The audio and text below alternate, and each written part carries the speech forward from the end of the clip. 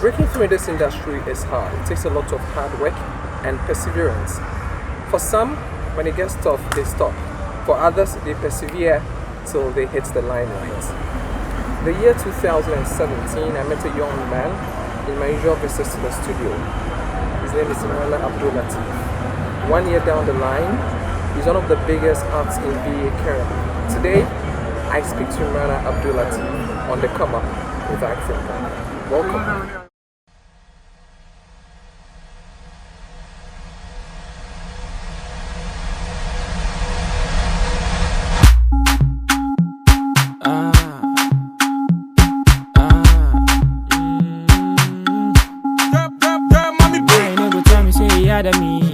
Why you no go tell me say you feeling this? Why you no go tell me say you yad at me? Baby, so you sure say open me sir.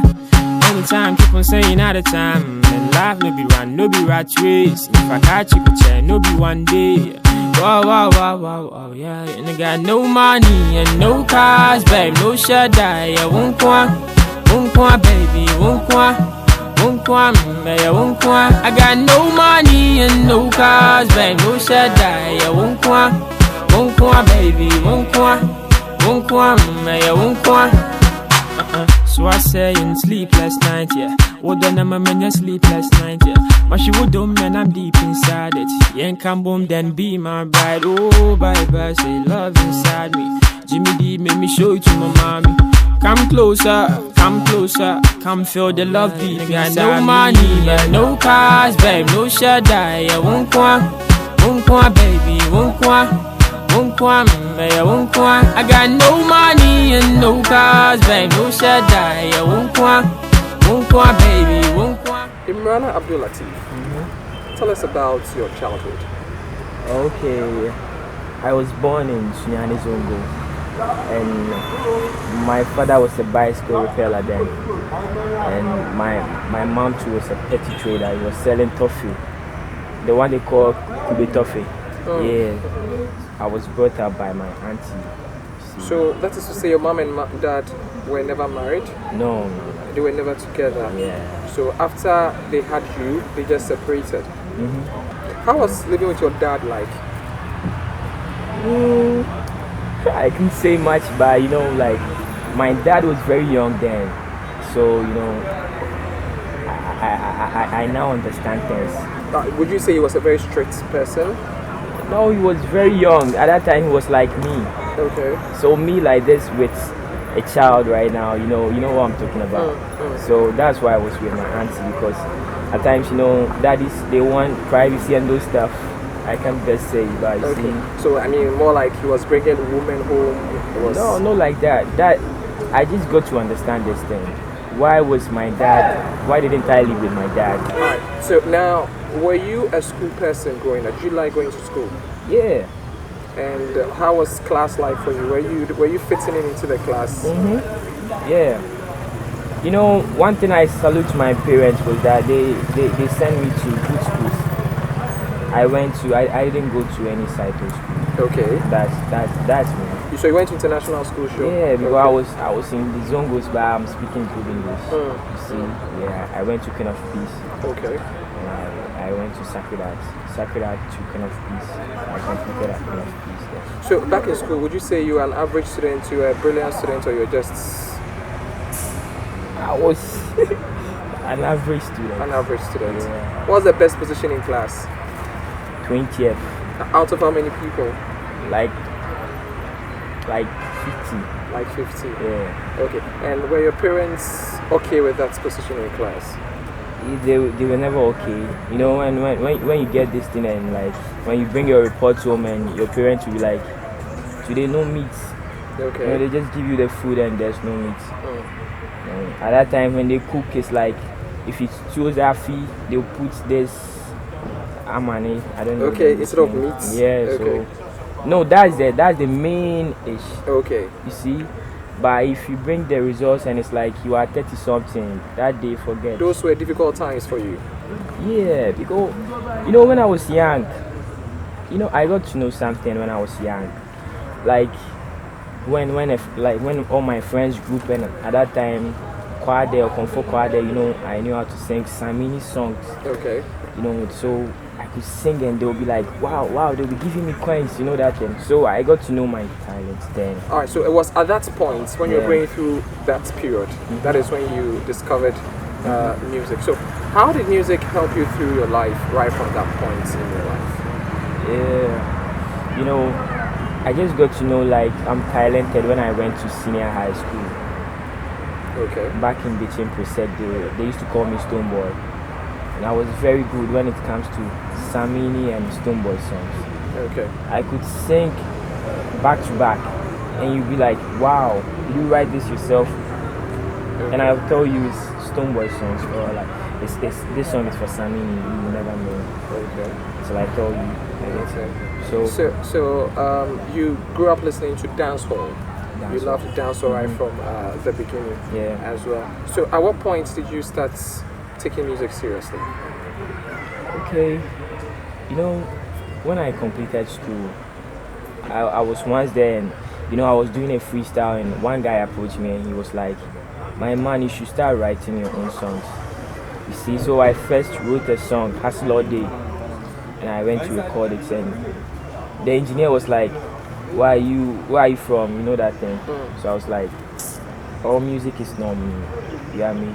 So I went to Sunyani Polytechnic, and there I once went into a competition, and at that time I was in the computer science class, and we were only 17 students, and there was one like this awards coming on, and it was like accounting students, they are 100 and something, 600, and I'm in class only 17 students. So how is it possible? How can you take an award? So like it was a challenge for me, and I was like, I'm good, I know what I'm doing. So I went in for the thing, and God being so good, at the end I took the award. Okay. So that was when I You got realized to know that that I'm you could good. take it seriously. Alright, So Roll On seemed to be your big break. That is around February 2017. Yeah. Now, I remember coming to the studio, meeting you, and the conversation was about how to push the music. Now, before then, you had been chasing me around for me to Yeah. listen to your music. I wasn't even paying attention to you. So, at that point in your life, how were you paying for your music? I've struggled with music. I've struggled, at times it takes a long time before people understand what you're doing. That's where I salute my manager, my father there. I was in the studio once and he saw me and he was like, this guy is talented. Okay. I remember I was just singing a song like Odobi, it was a demo. So the guy entered the studio and he was like, my man, this guy is serious. That was J Bone. Yeah, no, that was That was your song. my song. Okay, all right. That was so when he was like, come to the studio. So before there, how were you paying for the music? Or it was free? You're recording them for free? No, before there, if I come like I want to record a song. My intention is to see what I can do. It means if I come to the studio, if you charge me 100 cedis, I'll give you 30 cedis.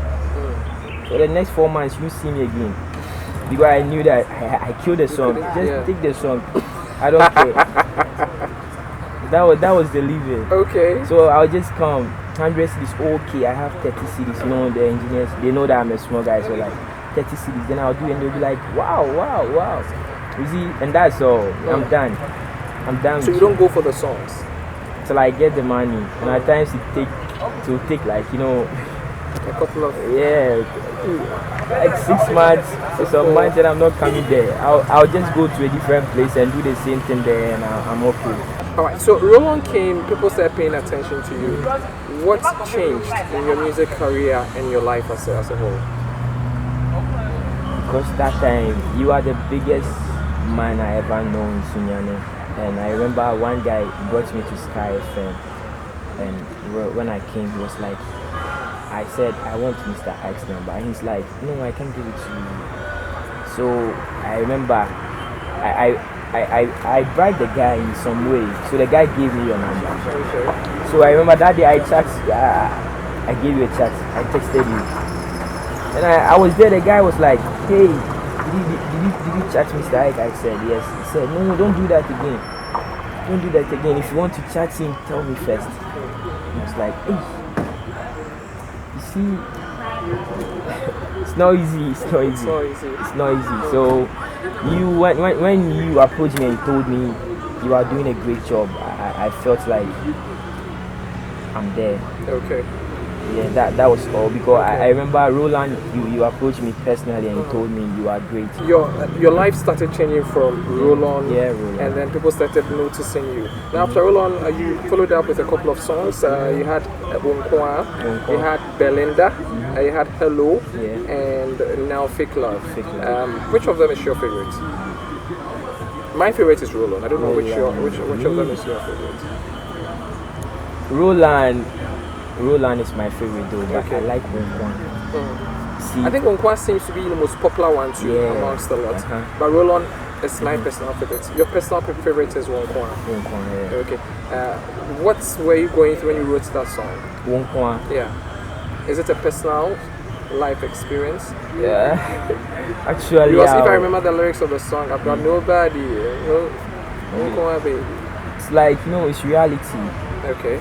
It's reality. At times it's like artist. It's like it's my life. It's what I go through. At times it's mood. That's how I see it. All right. How many videos do you have to your credit? 2. That's for Wonkwa and then Hello. How do you pay for the videos? But first, do you know the cost of the videos you shot that were shot for the song? I don't consider those things as video. We want to get out there. See, but we have no option than to do like those parody things to make people know that we did that thing. I was the one who did that project. You get me? At times, if I tell you I did one, someone is like, "Hey, my man, you are lying." So I show you the video and you are like, "Yeah, it's true." Okay. Yeah. So what was the cost of the videos? It was, I think, 150 Ghana cedis. For each of the videos? I know only Wonkwa. For Hello, I can say. You are not sure about it. Yeah. And who paid for the videos? That's the work of my name. That is their pay for. So it's safe to say that financially, you don't really pay for anything in your music now. Never. If I do anything for free, see, that's the issue. Yeah, I'll be there and an engineer will call me like, "Man, I want you to do this," and I'm like, "I'm coming." If I go there. So what you're saying now is, you don't have any source of income. So you don't do anything to get money to finance your music and your videos, and that's the only source of financial support is coming from there, who is your manager. Okay, me personally, right now I don't have any source of income right now, but that doesn't mean like everything is on there. Right now what we are doing is a teamwork. So you can't put all of them on there. Yeah. How much do you get on an average for a show? I can say but I can say it here, but if I don't want to bring those things out, but I know what I take. This is the come up. You would want to know how the struggle and the success all. I can say for all programs. Okay. So on an average, how many programs have you been paid to perform at? Can we say you have about 5 of them so far since you started? Yeah.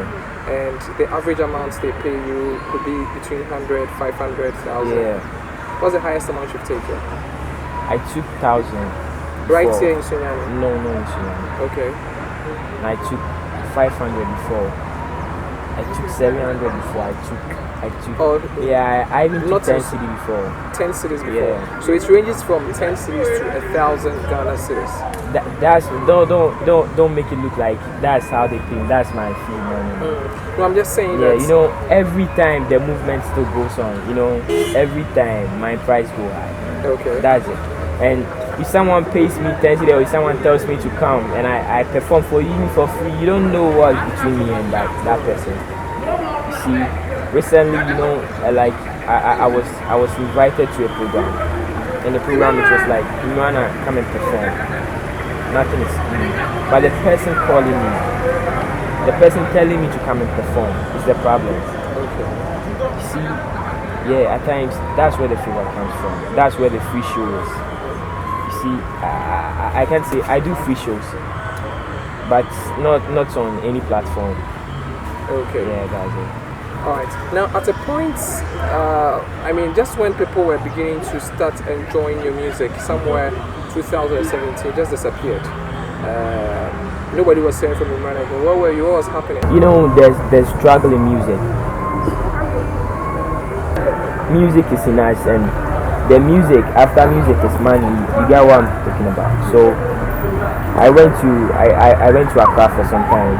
So when you came back from Accra, you mentioned to me that you don't think school is really your thing. Why? What happened that made you come to that decision? Me, I know myself. I know myself. Me, you see, when I started music, they didn't understand why. My parents was like worried.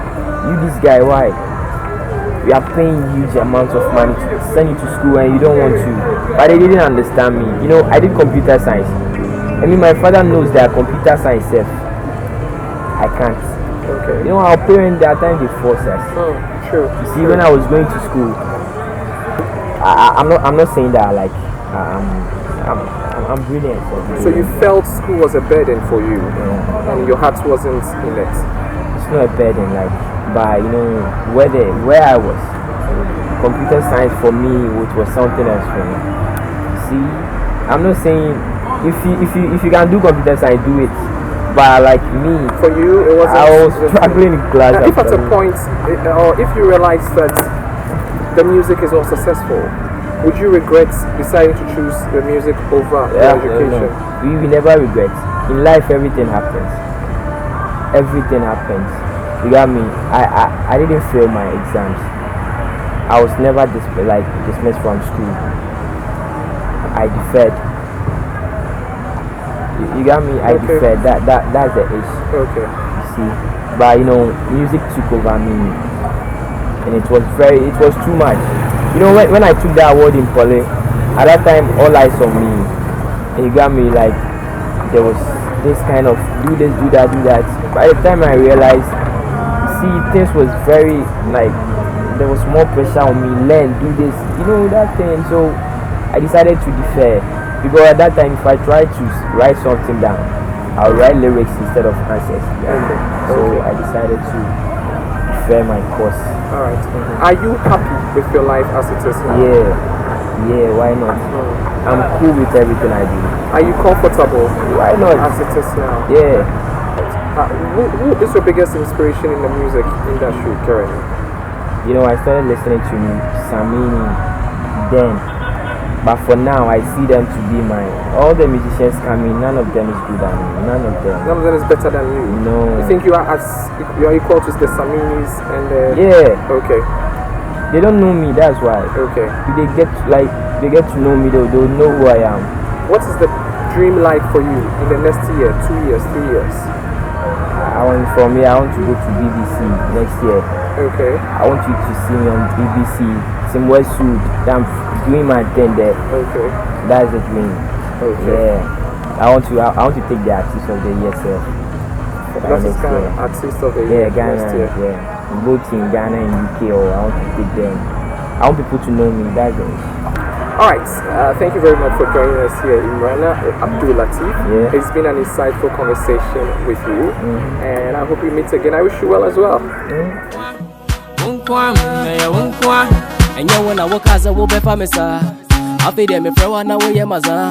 Baby, cut the crap, let's keep it real. Your heart bound to mine, a perfect deal.